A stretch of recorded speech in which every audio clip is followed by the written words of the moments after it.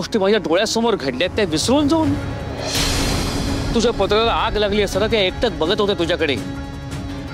तुला हाक मारून तुला वाचवण्याची जराही तसदी घेतली नाही त्यांनी. मला किती त्रास झाला असेल आणि त्यांच्याकडे बघून असं वाटलं की त्यांनाही हेच हवं होतं आणि हे तू मला विसरायला सांगतेस.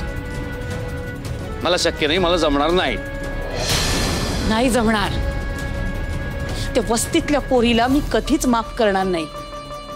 ती वस्तीतली घाण मी कधीच मान्य करणार नाही आणि तिला सून म्हणून तर अजिबात स्वीकारणार नाही.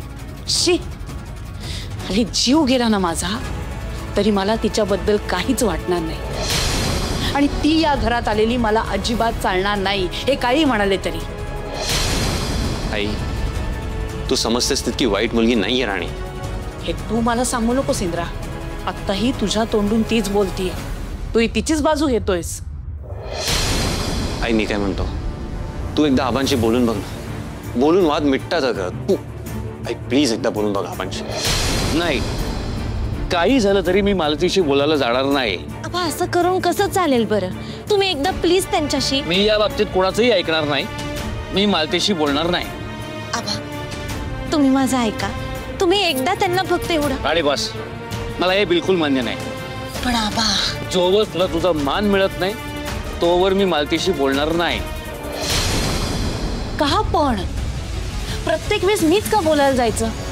पण कोणीतरी समजून घ्यावंच लागेल ना. मग त्यांनी घ्यावं ना समजून. आणि आता तर माझी काहीच चूक नाहीये. हे बघ, ती मुलगी मला अजिबात आवडत नाही, त्यामुळे तिच्यासाठी तर मी अजिबात पडतं घेणार नाही. जेव्हा जेव्हा आमच्यात वाद झाले, मतभेद झाले, तेव्हा तेव्हा मी आधी माफी मागितली. मी प्रत्येक वेळेस नमतं घेतले. आत्ता नाही. आई, आत्ता पण बोलून बघ ना एकदा प्लीज माझ्यासाठी. इंद्रा, बोलून काहीच फरक पडणार नाहीये. जोपर्यंत ती मुलगी या घरातून जात नाही ना तोपर्यंत आमच्या काहीच चांगलं होणार नाही. शक्यच नाही. आबा, तुम्ही दोघं जण जर दोन दिशांना असाल तर कसं चालेल बरं घरात?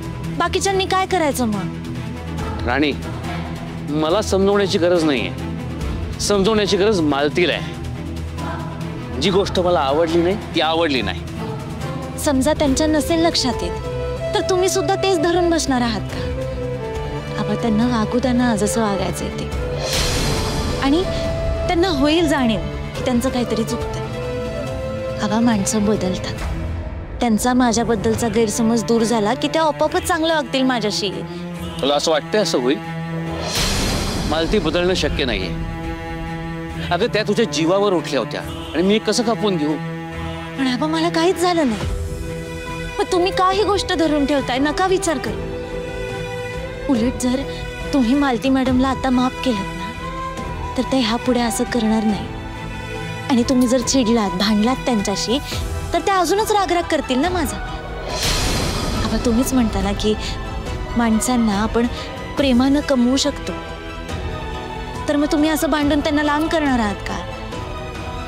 अगं पण राणी, तुला मला काय आबा, तुम्ही आहात ना माझ्या पाठीशी.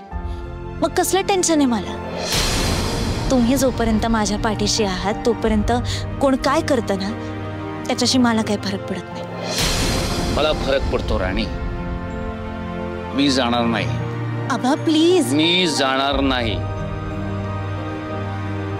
आबा,